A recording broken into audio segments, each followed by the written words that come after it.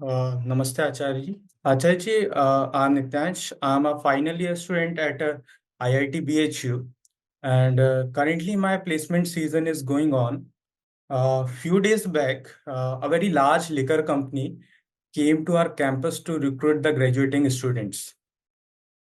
The way they represented themselves seems very hypocritical to me. Some of the arguments that they put were that their product is something that promotes conviviality, that promotes the joy of social gathering and friendliness, and the other is that their product is contributing in the economic development of the country. They are helping the farmers to grow, and the other points, they were telling that they are spreading social responsible drinking in the country. And but some of the advertisements of their brands doesn't seem very responsible, like make it large or man will be man and all these things.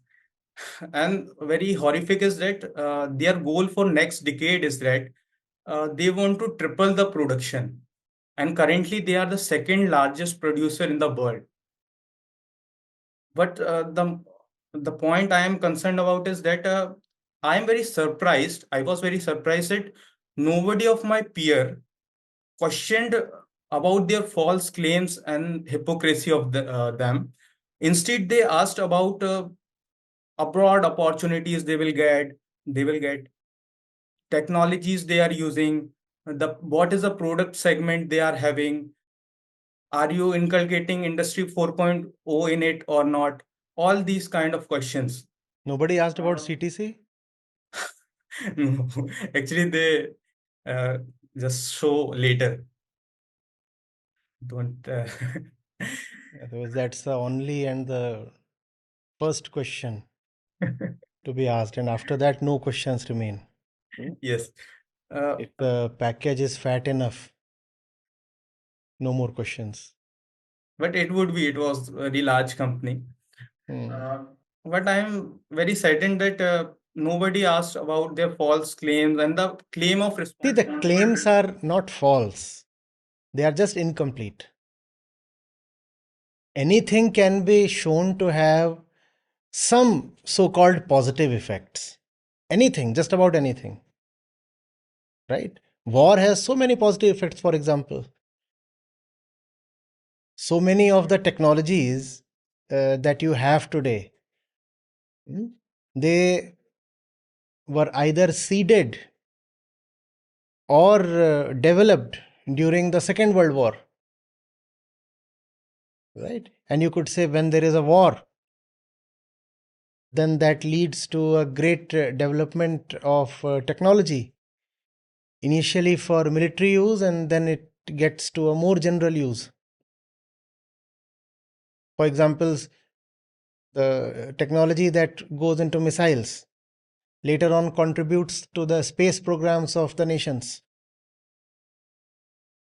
And obviously, it can also lead to an increase in GDP. And in many other ways, you can list the, as we said, the so-called positive effects of war. It it arouses a nation.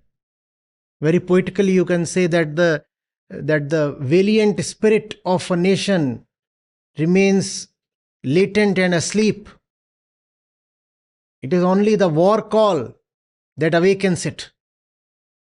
So there have to be periodic wars. Every 20 years, there must be a major war so that the spirit of the nation gets awakened. All kinds of things you can enlist. The thing is, the list is not complete. Complete.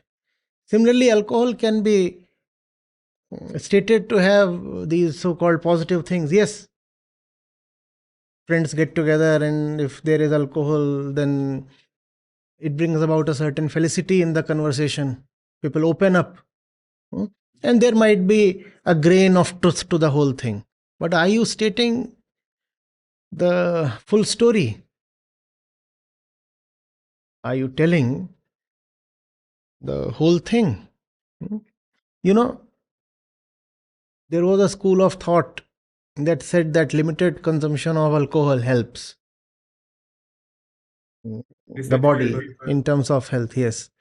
So that used to be the general wisdom, and also something that medical science kept on broadly accepting for many decades. In fact, we had cases where people who crossed the age of 100, the centenarians, when they were asked, "How did you live so long?" they would say, "One small peg every evening that has contributed to my very long life." All that imagery was there. But over the last 10, 20 years, more and more research is proving that alcohol has no positive health effects. In fact, even a little alcohol is actually detrimental to health. So even that is gone now. And when you look at the number of crimes that are committed under influence of alcohol, was that mentioned in their presentation? No, definitely not. Uh, The crimes and all, nothing is. and when you count the number of road accidents that happen under influence, when you count the. So, complete story is different, right?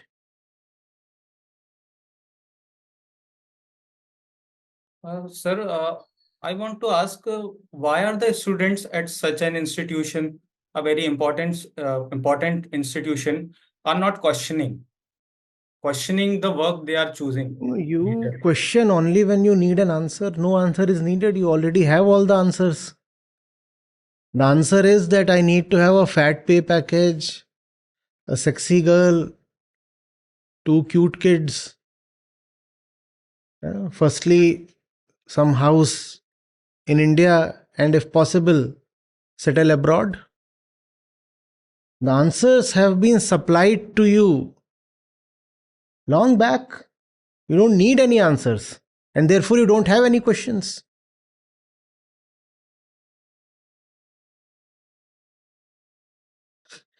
Everybody has well settled answers. Show me a question that is still alive. There is no question. The answers are all there. Frozen, sealed, packed, done and dusted, permanently settled.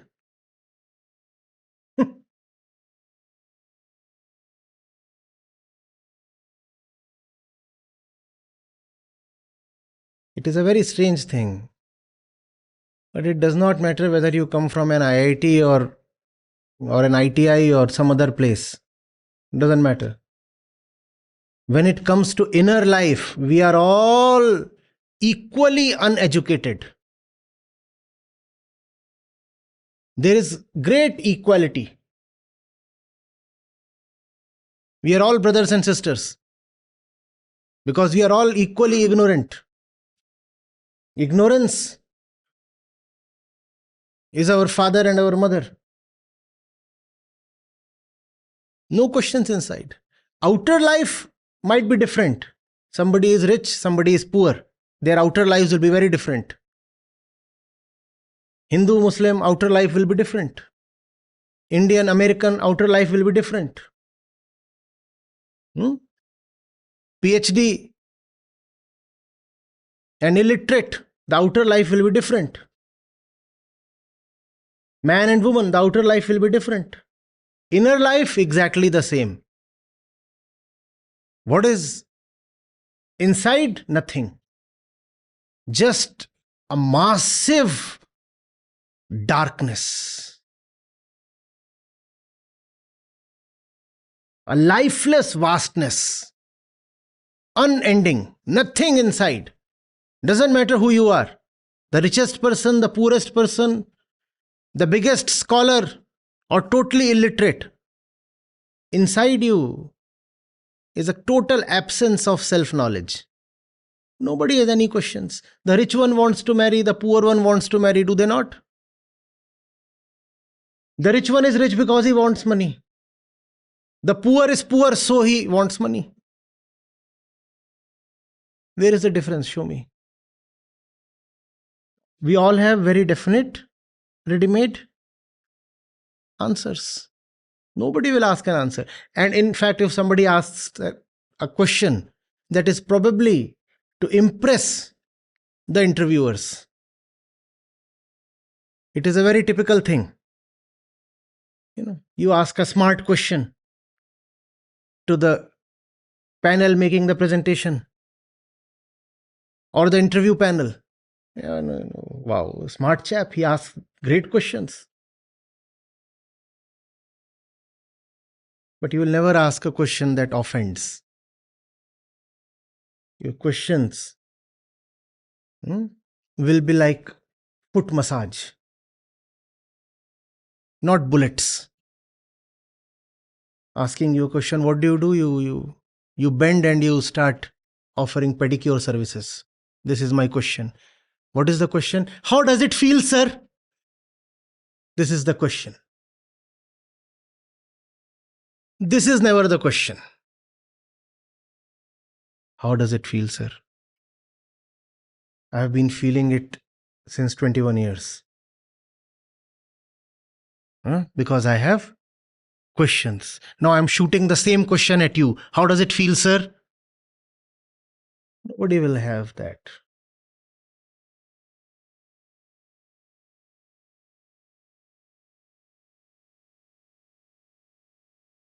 Sir, before joining the IIT, I was very joyful.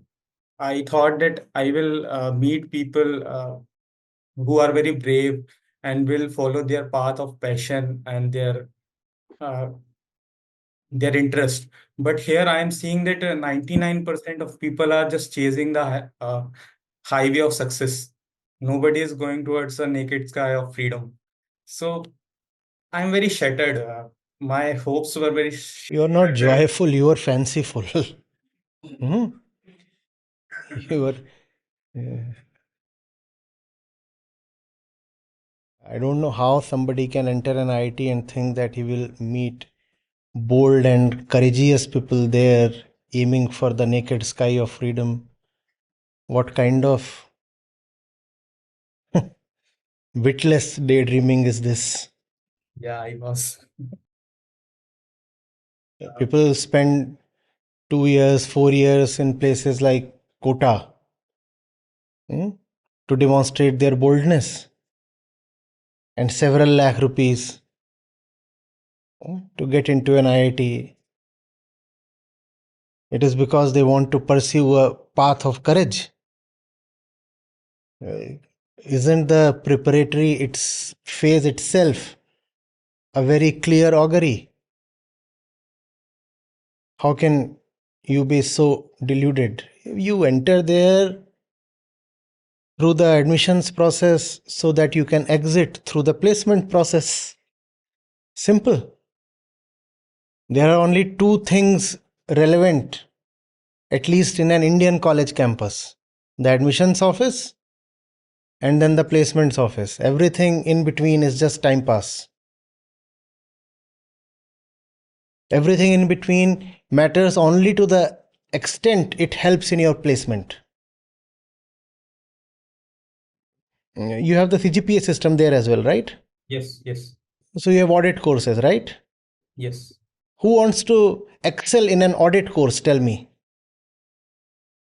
Even if you want good grades, even if you study hard in a particular course, it is to secure good grades, and good grades would decorate your CV. You will then serve it to the buyer and demand a higher wage for yourself. That's all. And that's not something that happens in an IIT. That is something that happens even before the IIT. That is something that is embedded in the preparation process itself. And why is it there in the preparation process? Because it is there in the family. And why is it there in the family? Because it is there in the culture and in the air. Who values knowledge? We value money. You don't go to an IIT for knowledge. Nobody does. You go there for name, fame, green card,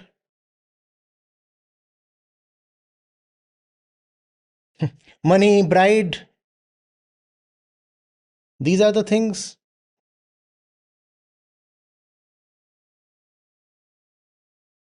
You can sell footwear, you can sell. Imagine a computer science graduate. What is he doing? Selling shoes, selling this Coke, that Fanta, that liquor, and being paid through his nose. So much. Sir, I had an image before that IITs are institutions where innovation is promoted, and but I didn't found anything here. It is also an image that is in the society that also inspires people like me who didn't came here for placements and all. IITs But are not dropping from the heavens, they are springing from this soil. Does this soil care for innovations? India is one of the least creative countries in the world. It broke my heart that day, you know. I have been a Sholay fan. And I have been watching videos that tear Sholay apart scene by scene, frame by frame, and tell us which scene, which frame is copied from which Western movie. Exact.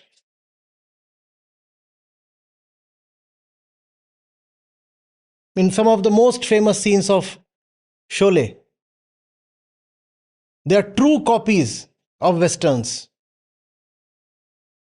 कितने आदमी थे Kaliya? That's not an original. Nothing is an original.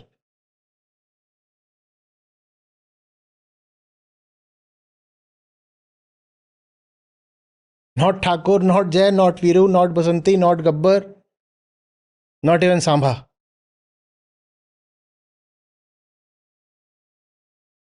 Do we care for innovations? Even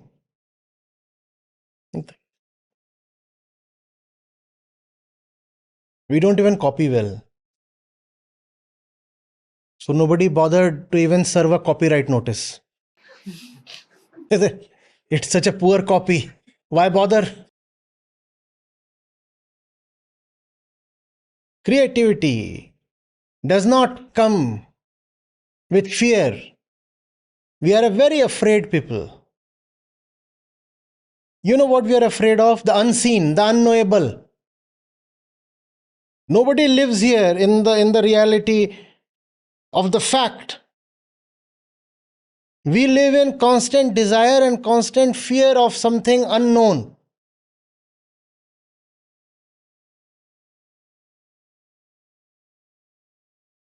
The future, the afterlife, the heaven, the hell, the ghost, the God.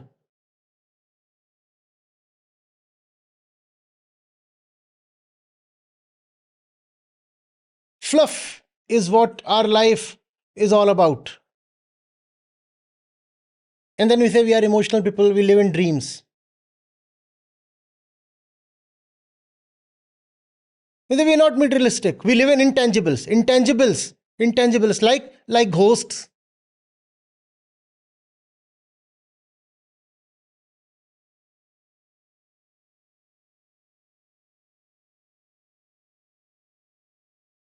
To innovate, first of all, you have to give respect to this world, right? This world. We have been taught that this world means nothing. Jagat Mithya. And that does not mean that we have actually grown in detachment from this world. That simply means that we have become hypocrites, pakhandis. We drool after this world, but pretend as if we have nothing to do with the world.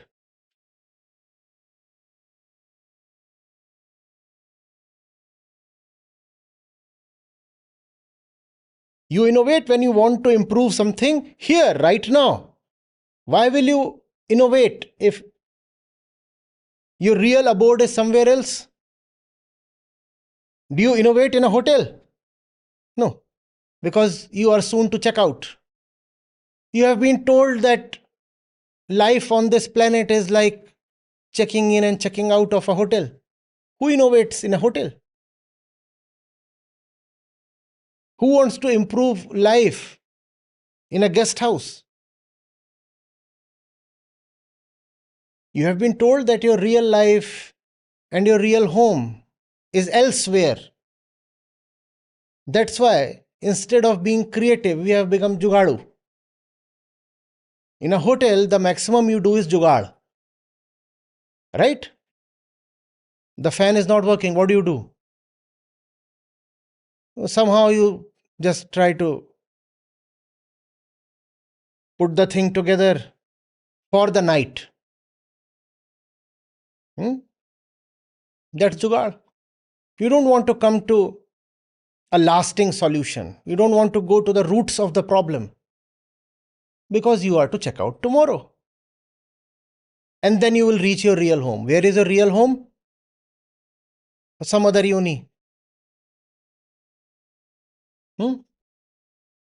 You very well know you have been convinced by some priest that you will become a dog in your next birth. So, starting from this one, you have started befriending dogs so that when you arrive in their middle, they don't bully you.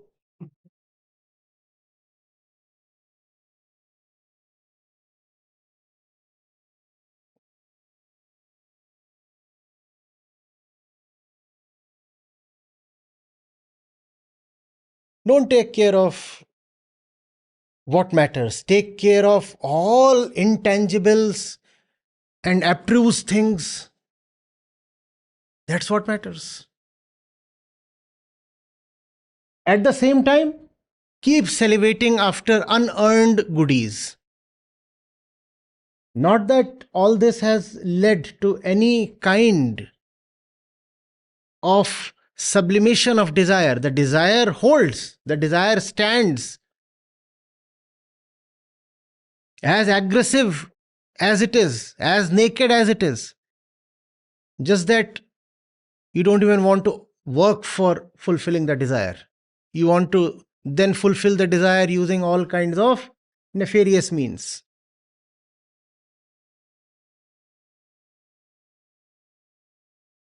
Why create? Just jugaad.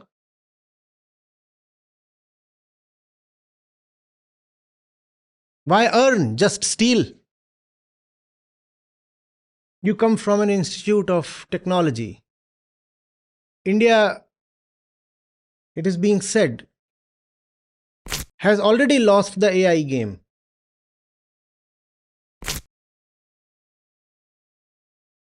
Forget the US, we are behind even China by 6 years.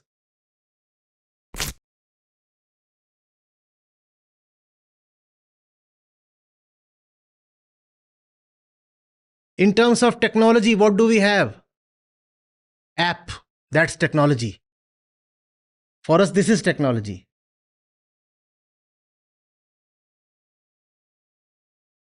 You want Matar Paneer at 2 a.m.?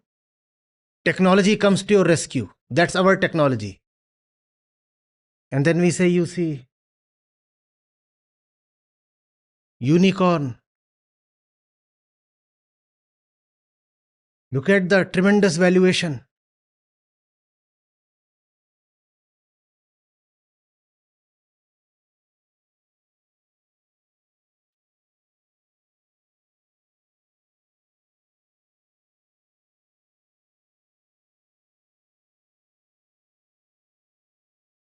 Cute apps. No?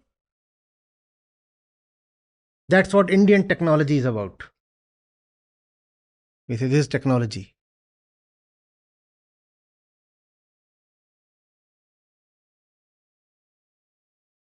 Fear.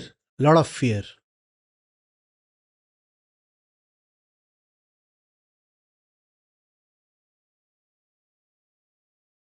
Somebody is watching. Somebody is above me. Let me remain subjugated and afraid. Let me do small things. Can I make a teeny weeny app for you? This will bring you fresh milk every morning. Boot polish app. Meditation app. You choose an option and it will give you some music. Second option, some Babaji starts speaking. Third option, the sound of a waterfall. Fourth option, the sounds of birds chirping. This is technology. And you will match the world in AI.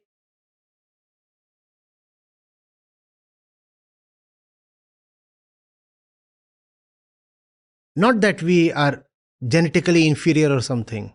Not at all. The same Indians, when they venture out and get a conducive environment,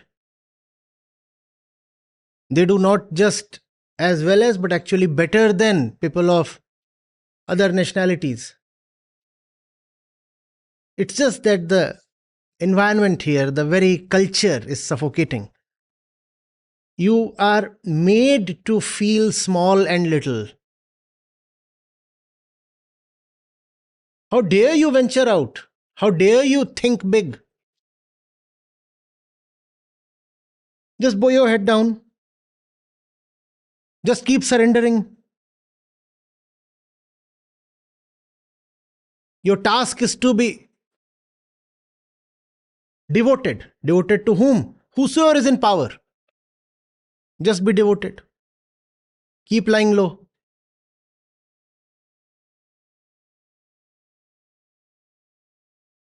That's not how greatness comes.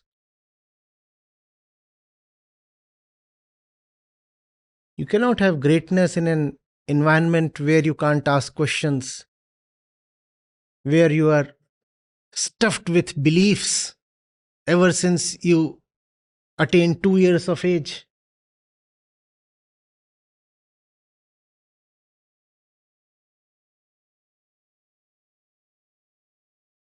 I suppose even in IITs they are trying to teach Indian belief system now. Sir, in this semester, I have a course of Niti Shastra, in which they teach all the Nitis, Chanakya Niti and Sukra Niti and all kind of stuff, and all these propagandic things. And one of the thing is that the teacher said that the rebirth is true. There are evidences of rebirth. I, I question them. No, You- if you are being exposed to Earth Shastra from Kautilya, that is one thing, fine. That is one thing. But in the same vein, if you are being fed with concepts of rebirth and all these things, then that's a totally different thing. yes. That is something that will enfeeble you.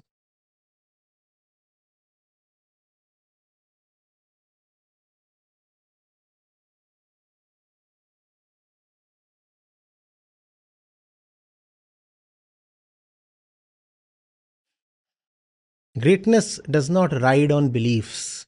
Greatness comes by dismissing beliefs. And if you can't outrightly dismiss them, at least question them.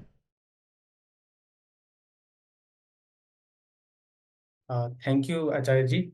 You have been a guiding light to me since 3 years. I'm very grateful to you. You are my hero, and I am just following you. I'm learning from you. Thank you, sir. Thank you so much. You in my life. Thank you.